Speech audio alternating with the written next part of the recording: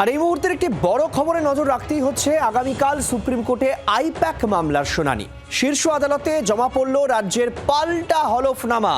Supreme কোর্টে জমা দিল রাজ্য সরকার হলফনামার কপি জি24 ঘন্টার হাতে। 2020 সালে কয়লা তদন্তের জন্য এফআইআর দায়ের তদন্তে এমন কোনো নতুন তথ্য উঠে আসেনি, ফলে দেখানোর নথি নেই। ইডি নিজেই অজানা কারণে বিলম্ব করেছে। ভোটের আগে হঠাৎ তদন্ত পুনরায় শুরুর সিদ্ধান্ত। মমতা বন্দ্যোপাধ্যায় একটি রাজনৈতিক দলের চেয়ারম্যান, কিছু নথিপত্র সহ বেরিয়ে যেতে তাকে অনুমতি দেয়। ইডির পক্ষ থেকে কোনো আপত্তি তোলা হয়নি। অর্ণবাংশু নিয়োগী আমাদের সঙ্গে এই মুহূর্তে টেলিফোন লাইনে রয়েছেন। অর্ণবাংশু, যে কপি আমরা এই মুহূর্তে জি24 ঘন্টার দর্শকদের দেখাচ্ছি, এই বিষয়ে একটু বিস্তারিত জানতে চাইব।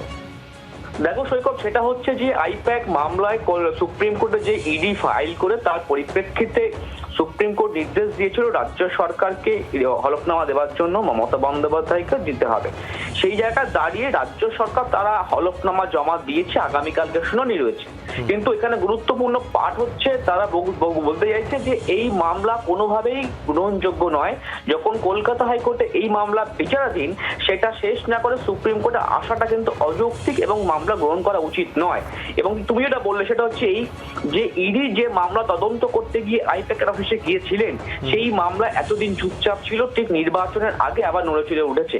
আর দ্বিতীয়ত হচ্ছে মমতা বন্দ্যোপাধ্যায় তিনি Z+ ক্যাটাগরি সিকিউরিটি উপভোগ করেন, সুতরাং সেই কারণে পুলিশ ছিল এবং তাকে ফাইল নিয়ে যেতে দেওয়া হয়েছিল। ইডির তরফ থেকে কিন্তু কোনো আপত্তি করা হয়নি, এইটাও কিন্তু এবার তারা ওই রিপোর্টে উল্লেখ করেছেন।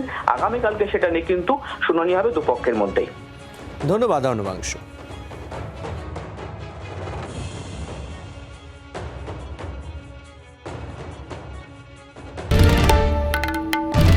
বাংলার আওয়াজ, বাঙালির আবেগ, জি24 ঘন্টা।